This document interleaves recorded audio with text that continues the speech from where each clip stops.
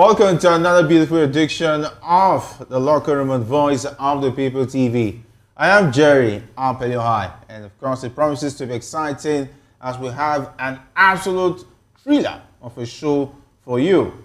And joining me are the usual suspects, Ikechukwu and Mayawa, two heavyweights ready to break down all the action and drop some serious hot takes on everything happening in the football world. So stay locked in. Hit that subscribe button and turn on the notification bell for you, for those of us watching on YouTube, so you never get to miss a moment. And hey, we want to hear from you as well. Call us via the WhatsApp number showing on the screen to join the conversation live. And of course, it's been less than 24 hours after the Blues of England, talking about Chelsea Football Club of England, did, will I say, the impossible, or will I say, did give us a shocker as far as football is concerned, beating the legend or the mighty killing team, talking about PSG, who has been destroying big teams as far as Europe is concerned, and they took it to the Club World Cup, taking big teams to the cleaners. And it was a shocker to see Chelsea destroy the side in less than 90 minutes. First 45 minutes, all deal was done, and of course, I could hear Maresca saying that they won that game in the first 10 minutes of the game. I definitely, would you want to argue with someone who has won? Yeah, someone who has seen and conquered, definitely have to take his word for it. But today is the day where promises made will be kept. And definitely I stood my ground. I said, never will anybody come on this platform and make a promise he can't keep, including myself. Because on this altar, we build on integrity. We build on credibility. Our source, we make sure that we do our due diligence. So I will not allow this altar of Locker Room to be desecrated. And that is why today is a historical day. And congratulations to all the Chelsea fans all around the world. Because today, officially, we have signed a new player for Chelsea, because it was supposedly, I don't know, maybe we'll replace Jackson now, because I think Chelsea fans are tired of Jackson. Ikechukwu is now the official Chelsea player. Congratulations. Here we go. I'm not Fabrizio. I'm Jerry Pizzo. Congratulations, Ikechukwu. Welcome to the Chelsea Football Club. I don't know whether it's for this season or for life. Is it Chelsea for life now? Why are you pausing? They give you a 5-year contract on the table. State your terms and conditions. Already agreed. Everything agreed. Because Chelsea now is 7 years contract they used to give players. So, okay, 7 years.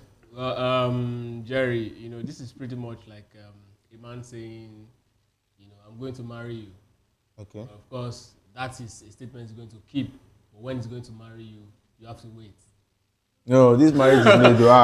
This is a sign. You pay bride price, you don't collect wife. It's not possible now. It's not possible now. You can't pay bride price and you don't collect the wife now. This is a proposal.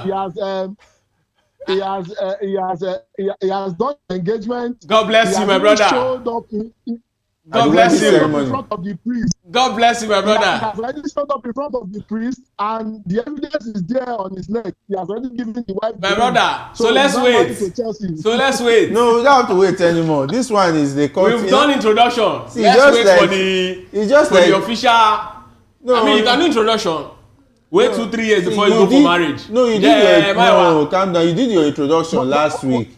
No. This one is wedding day. We have fixed the date already. It's now you now showed up, meaning that you are interested in the marriage. This one you have showed up. You have showed up with your wedding dress. The priest have already anointed. I'm the priest here.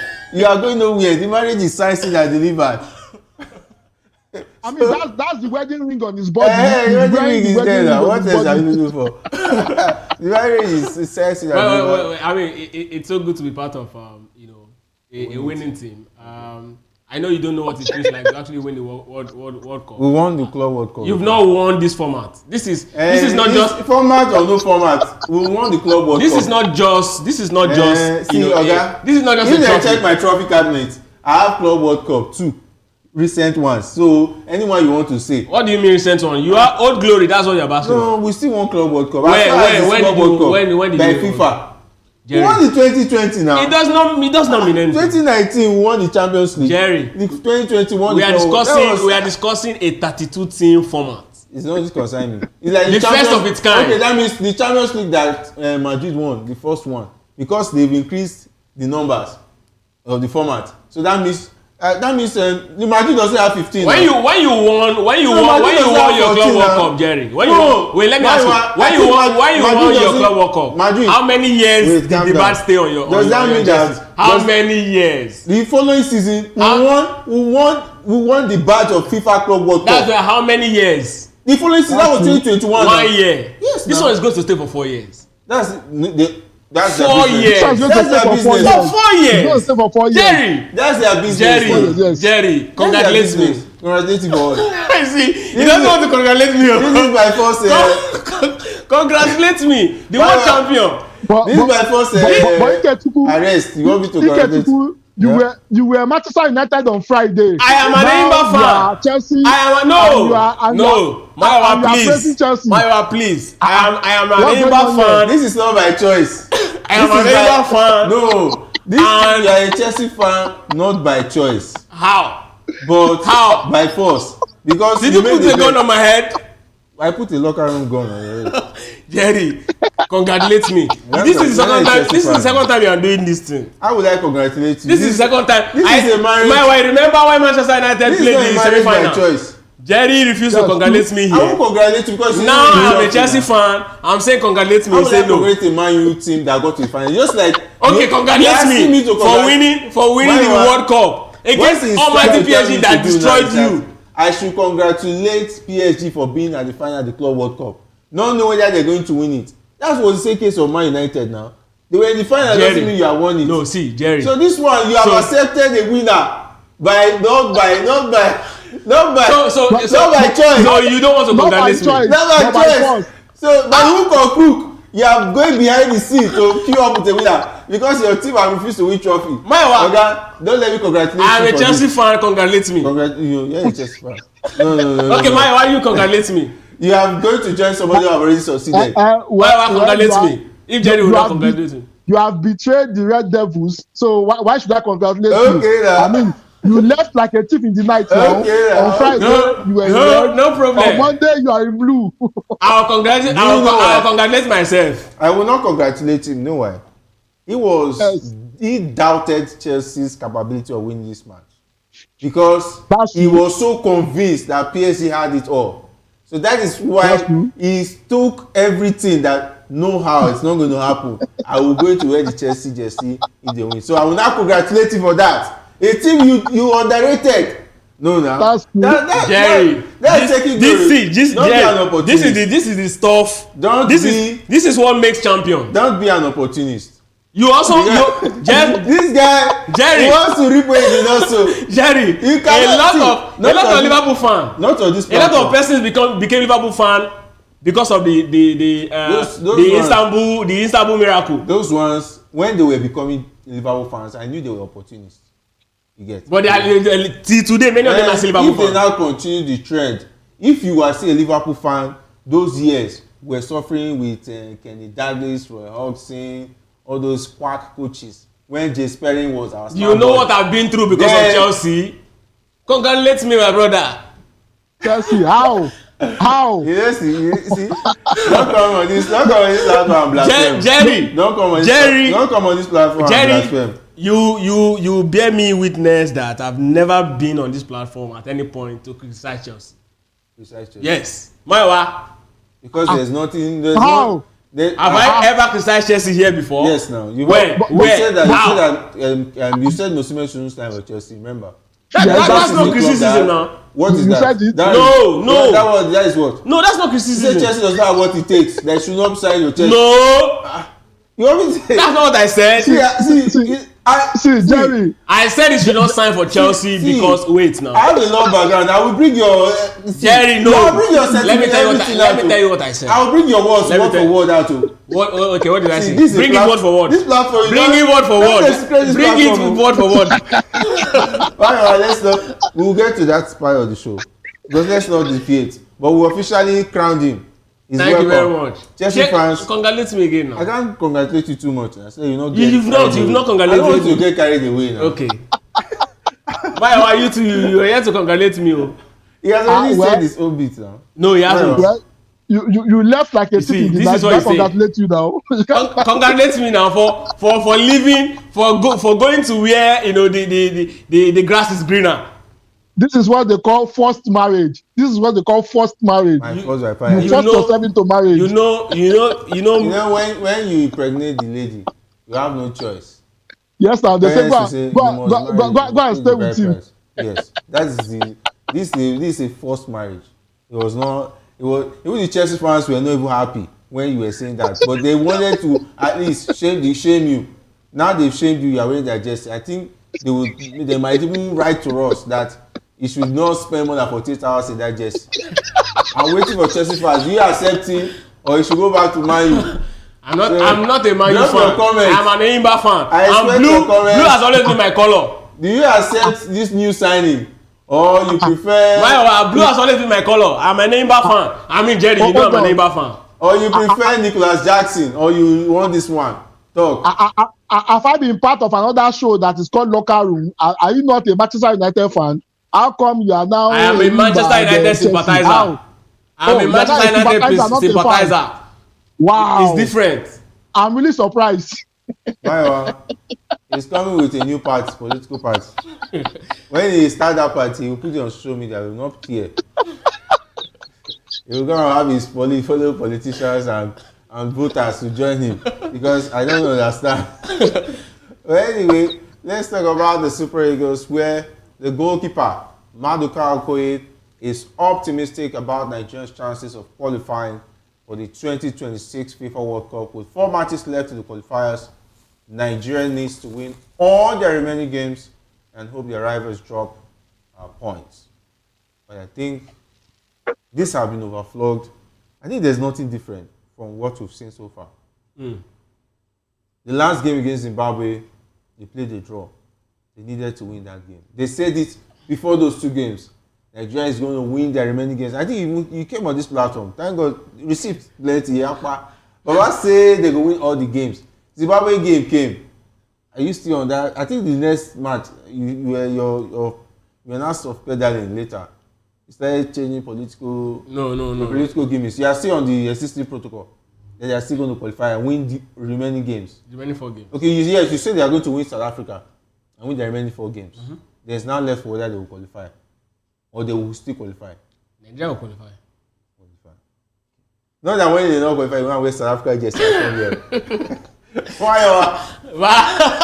I never said I was going to wear South Africa just now. Okay, go ahead. Well, I want to go a step further. If Nigeria makes it to the World Cup, I'll be wearing South African jersey throughout that particular period. I don't think we are going to the World Cup. We should not reward bad preparation and a whole lot of inconsistency, and bad play with a World Cup ticket. We don't deserve to go to the World Cup, and that's just the honest truth. Apart from that, even the qualification is based on hope. How do you run your life or your business on hope? It doesn't work that way.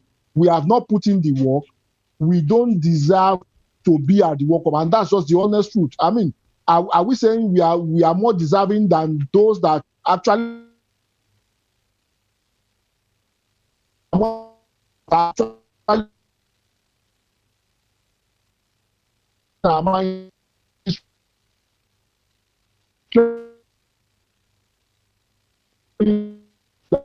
Alright, it seems like you know, the network is already showing us that we are not going to make it.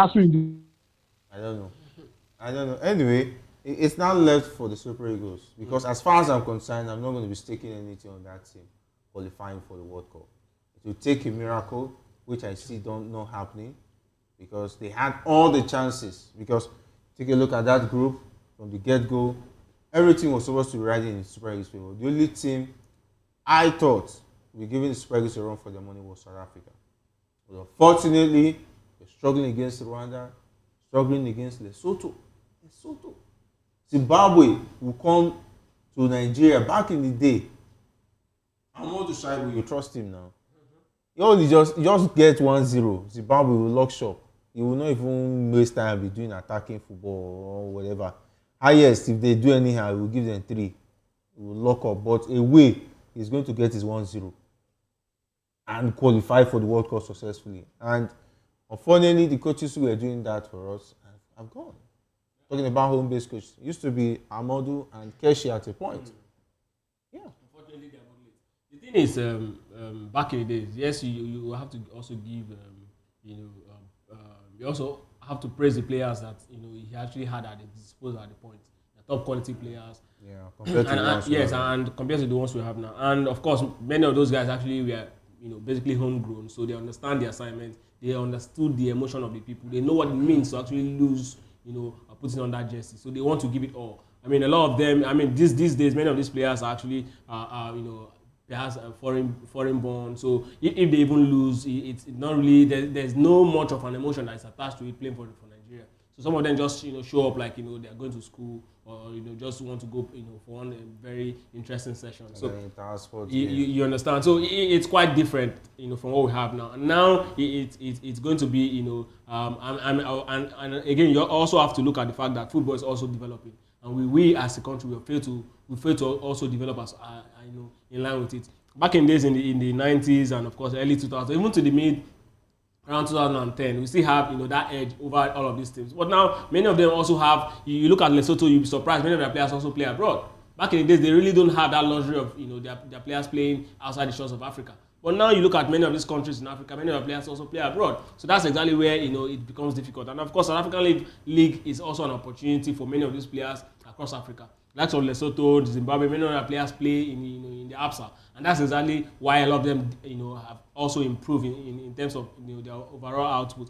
Also, again, you look at South African League has been one of the dominant force in African Football League recently. Also, that's another reason why we are having this setback.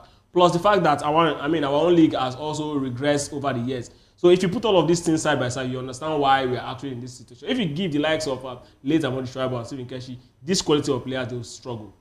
That's just the honest truth. They will definitely struggle. Yes, tactically, they are very brilliant managers, but then they will definitely struggle because the truth is we do not have that quality. And one thing about national team football is the highest level of players you have as regards the team is going to be the standard that is going to be measured across all cadres. Now, if you look at our team, say in the early 2000s, and you look at the quality of players we are producing at the under 17 and under 20 level, you know that these guys are actually also very good players. Yes, we might have the issues with overage and all of those things, but then you look at the quality that is also chasing these guys, and that's exactly how it is across the world. If you look at Spanish national team, you want to trust that the under 17 team will definitely be good because there's a very good funnel. But now we don't have that luxury, and that's exactly what we're struggling.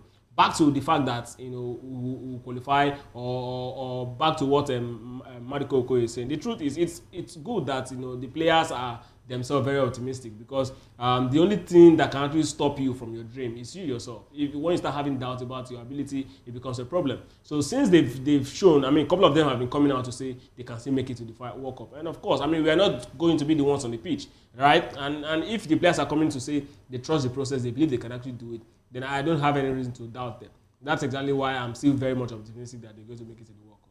All right, very optimistic, but somehow risky, because 9 Super Eagles players are at risk of missing the crucial World Cup qualifier against South Africa in September if they pick up a booking in the upcoming game against Rwanda. The players include defenders Shemi Ajayi and Calvin Bassey, midfielders Wilfred Ndidi and Tolu Arokodare, and forwards Alex Iwobi and Bright Oshayi Samuel.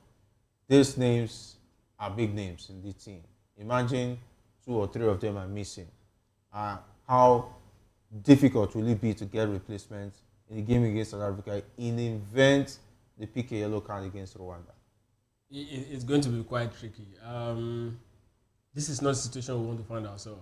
I think one of the things the coach will be actually talking at this point is, you know what, you guys, no matter the condition, no matter how hard it is, ensure that you're mentally alert. You don't have to actually take into whatever gimmicks you're actually playing, because sometimes when it takes a while before the goals start coming, players tend to get frustrated and they most likely lose their head. Or if they get ahead of you first and then they're trying to actually delay or try to kill the game, then many of the players will definitely get frustrated. It also will be a reason for them to start being carded, and that's exactly not the situation they want to find themselves. So the coach needs to actually talk to them. They need to understand that all of these things can actually play out. So the best way they can actually handle it is just go in there, focus on the game, and ensure that it's a good thing, right? Aside the likes of Wilfred Ndidi, which I want to believe that his position is secure, because we have players who can actually step into that particular position and do very well. The likes of Calvin Bassey and Semi Ajayi is going to be a really, really big miss for us if they get another yellow card. But of course, Tolu Arokodare and other players also in the team is going to be a big blow for us. I don't think we can handle all of this, even though I still strongly believe that the 9 of them cannot be booked in our next game all at the time. But then it's a very big reason to be worried, because if it happens eventually, because in football you can never say never. If it happens, then of course games against South Africa is going to be a very, very big problem. I mean, you can't lose all of these players and expect to actually defeat them. Even when you are turning up with your full strength against South Africa, it's going to be a big game. And talk more, not just for anything, not about even the quality of the players. It's about the synergy of the team. If some of the key players are absent in the team, it's really definitely going to affect the dynamics of the team and how they definitely will interpret the coach tactics. All right, I don't know whether the network is now friendly with Mayowa's angle, because I would like to get his thoughts on missing out on players like Semi Ajayi and Calvin Bassey, as well as Wilfred Ndidi, Tolu Arokodare, and forwards Alex Iwobi and Bright Oshai Samuel in a crucial game against the Bafana.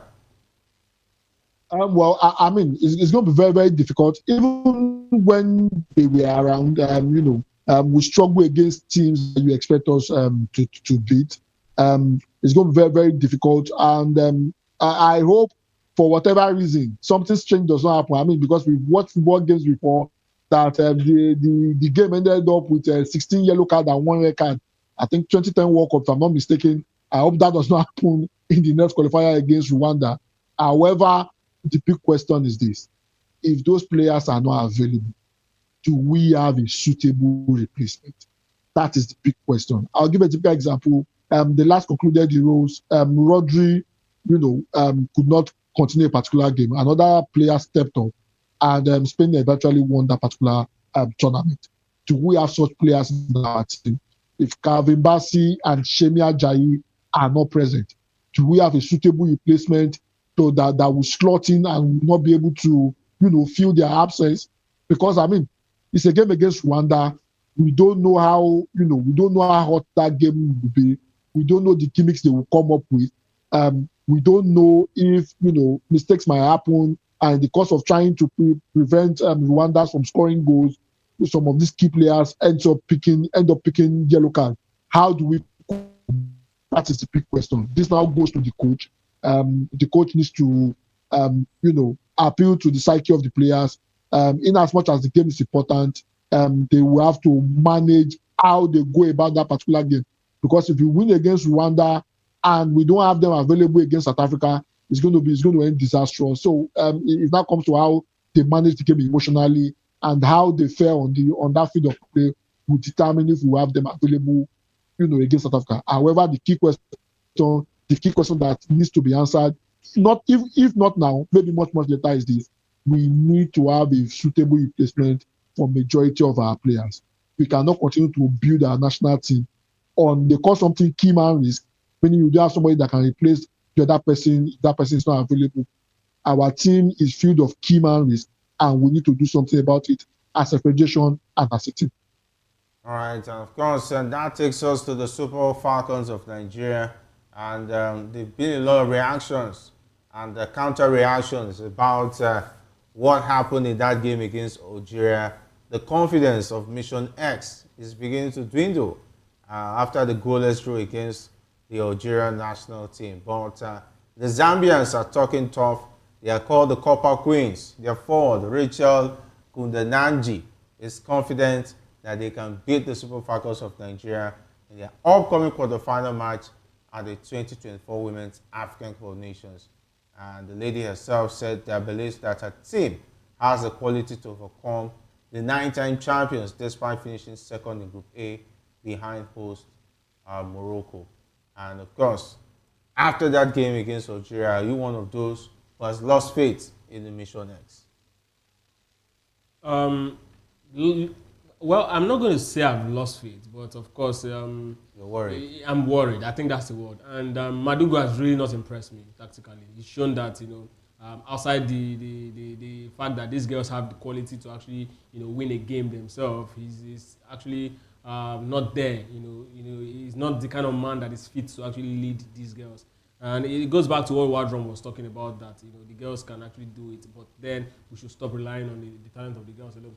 The reason why these Zambians are actually talking tough, the Copper Queens are talking this stuff, is because of course the last AFCON they actually defeated the Super Falcons 1-0, and then they are also fancying their chance that they can actually do it again. I mean, who will blame them? Looking at the way we've actually turned out in the last 3 games we played in our group stage, it showed that yes, we might actually have actually won those games and qualified, say for the Algeria game, but the quality and that ruthlessness that comes with the Super Falcons is no longer there. The fear factor is not there. And one thing about football is when teams start having confidence that they can beat you, then it becomes a problem. You're no longer that heavyweight that everybody would dread, and that's exactly why she's actually talking to. Who will blame her? Their football is developing, and the Super Falcons not even supposed to be at this level at this point. But here we are very much here struggling to be around 40th place in FIFA World Ranking in female football in 2025, where in the early days we were actually very, very close to, we were way better than this in the ranking, where countries like Poland and Co were not even awake when it comes to female football. But today, I mean, it's really changed. So who will blame her? I mean, it's sad, but then I just hope that the Super Falcons do the job on the field to shut her up and then go all the way to actually bring back this trophy. But the big question about winning this trophy is this: if we keep winning this trophy, it's going to be like, there's nothing wrong with our female football. We are still the best in Africa. We're developing, but perhaps if we just stay away from winning it for like 6 consecutive occasions, maybe people running our football will know that there should be declared, this particular sector of our football should be declared, emergency or state of emergency, as they use the word. But it's so sad. I mean, Zambia talking about the Super Falcons. Come on, I never believed a day like this will come. But yes, it's football. All right, Maiwa, Mission X, is it still possible? The goals have suddenly run dry. 3 goals in their first game against Tunisia. They struggled to get a victory against Botswana, and a game against Algeria, there were no goals. Is it that we're asking for too much from these girls? No, I don't think so. If any team scores against us first, that will be the end. I don't see us coming back. I don't think we are a team that can come back from a goal down. If you look at how the Super Falcons play, the balls are very terrible. The passes yesterday, they were very terrible. That's number 1. Number 2, the way they cross the ball in the 18, the way they pass the ball in the 18, I mean, even our strikers cannot control the ball. Those feeding the strikers ball, is either they overshoot or the passes are not, the passes are not accurate enough to get to the strikers. Ajibade was miscontrolling. Ifeoma Onumonu, was very slow yesterday. The only shining light in that particular game is Echegini, and I'm wondering why that girl is always on the bench. Apart from Echegini yesterday, maybe you pick, and Hiozo and Okonkwo when she came in. Those are the 3 outstanding players. Even our Francesca Odega was busy, behaving like I can't remember his name now, Pius Ikedia of those days, that would go to the flank and cross the ball out. The same thing, Odega was doing yesterday. So I don't know what Madugu is doing. I would have expected that, the game against Botswana, he saw what was going on. Even it's very clear to the blind that the balls, the way the girls are controlling the ball, the way they are passing is not, they lose the ball on the second touch, and you can't win a game like that. So I don't know what Madugu is doing. There was no improvement in that game yesterday. And to be honest with you, if you meet any team that scores against us first, that will be the end. As for me, we might not be able to win this tournament the way we are playing. If we meet a Zambian side that is scoring very well, that might just be, the end of the Super Falcons in this particular tournament. All right, definitely. I think Magudu should be told about that, because definitely, if the team is pegged back, I wonder if they will be mentally okay, because they've talked about the Zambia side. They know how to score goals. They're a very dangerous side when it comes to this kind of tournament. I think they've won it once before, and they will surely going for the jugular as far as the Super Falcons is concerned. They will need to be very careful of this Zambian side. I must say that. But let's talk about the situation of Victor Osimhen. Napoli president Aurelio De Laurentiis is demanding a unique clause in the potential transfer of Victor Osimhen to Galatasaray. The clause would prevent Galatasaray from selling Osimhen to any other team in Italy Serie A in the future. And this anti-Serie A clause is reported in response to speculation that Osimhen might want to return to the Serie A, with Juventus rumored to be interested in him. Yeah, they've already been rumors that it looks like there's a partnership between Galatasaray and Juve to get him off their hand, then return him to Italy after one season. And Aurelio De Laurentiis, who is a mafia for me, I think he's one person you don't want in charge of your future, because he will toy with it. He's a very shrewd and very difficult person to do business with. And unfortunately, Osimhen is caught in the middle of all of this. I feel for the young man, but it is what it is. But wait, why is it difficult for Osimhen to just take pay cut? Whatever Juve is bringing, if Juve is willing to bring 50 million or 60 million, and say, okay, you know what, I'll put it 10 million, let's go to Juve. And all these De Laurentiis gimmicks will just end. It's that simple. It's like Osimhen is not having that line of thoughts. He just bought bought a rollie, so he needs to recover. So I think he will not be willing to part away with any money, right? Maybe he has spent all his money on life, I don't know. I don't know what you're saying. His financial situation. No, see. As far as I'm concerned, even if Osimhen does not have the money now, Osimhen is creditworthy. Yeah, at least he could actually get to sign him. Yes, that's it.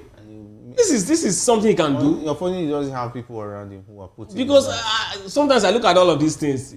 It's pure math. Look at simple math. One season and you've recovered everything. Look at what Gyökeres is doing to push the Arsenal move. He's saying Arsenal or nothing, and he's going to get his move. That's how you're going to do it. Except he doesn't want to stay in Italy. But if he wants to go back to Italy, he wants to play with Juve. I mean, just cut it off and get that done. I don't think Osimhen is showing that commitment to any club. Right. It's just about very possible. Let me make the money. I think that's the thing. Where as his spirit leads. He's not critically thinking about the pros and cons. He's saying anywhere the spirit leads. If it's Galatasaray, let me just stay. If it is Premiership, if they can pay my money, let me just go. I'm not going to make any effort. Yes. Vibes on vibes. If anybody's interested, I'm a superstar. If they want me, they know what to do. That's I don't need to force it. I don't need to beg anybody to sign me. Yes, that's sort of. Yeah, I've already arrived. Why should I beg Chelsea? Why should I beg Manchester United? Now, exactly. Youthful exuberance. That's the thing. That's the word. And I feel for him because he's 27. He clearly does not understand his situation.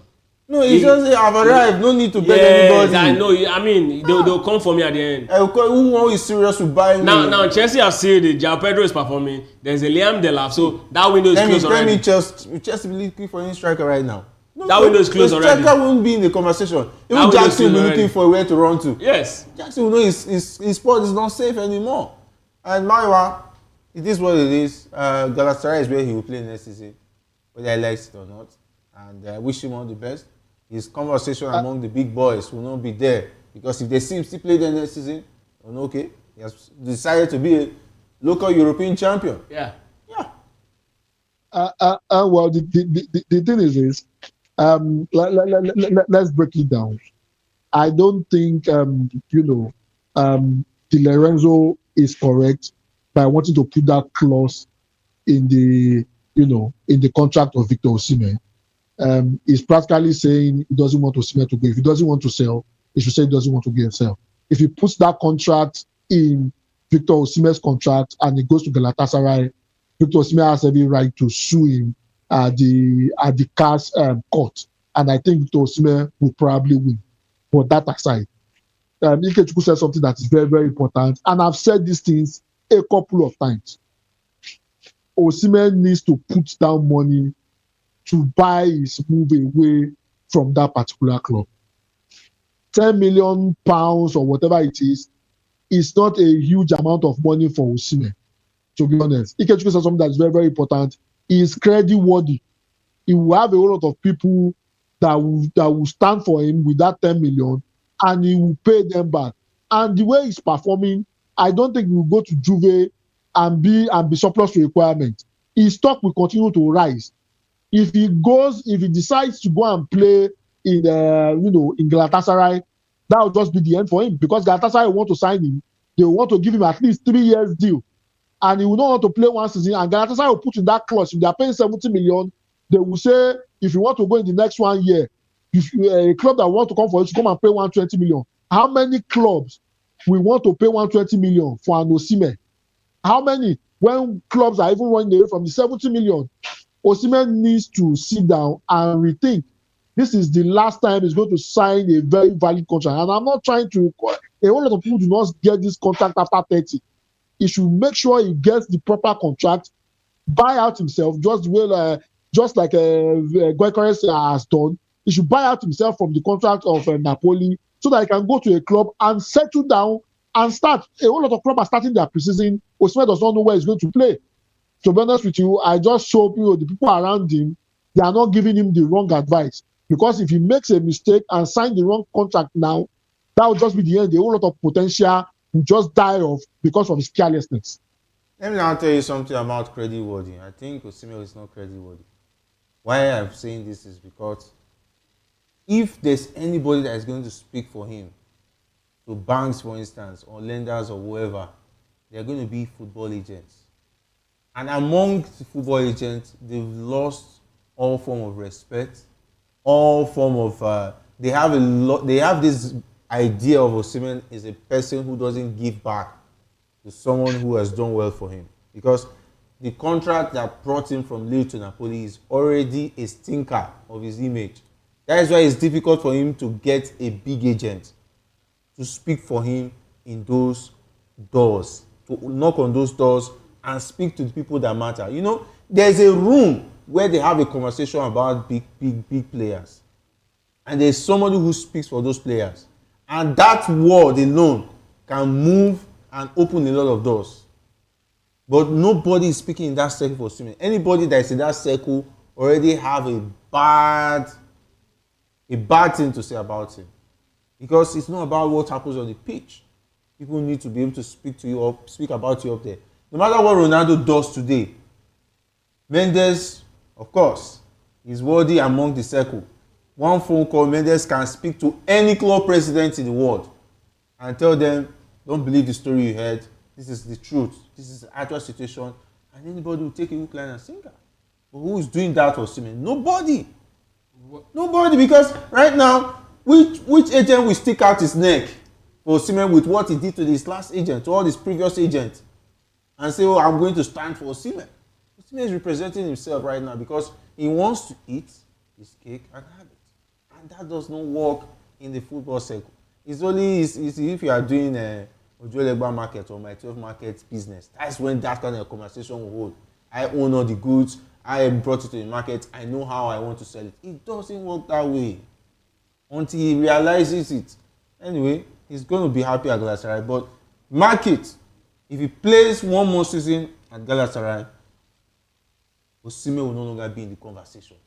Definitely, players. Definitely. People will forget about whatever he's doing. You know, this is just a player who's just max around. They will be looking at 30, 35, 40 million for him. If nobody will be coming for signing for him. No, if he still bring the goals the way he did this season, they'll be looking at him at 30, 45 million. And that's a loss for Galatasaray. Yeah, obviously, a big loss. Do you think they will want to take such a business risk? Obviously, they will not want to, because even if Galatasaray signs him today, Galatasaray definitely the release clause in Galatasaray will be higher than what they bought him.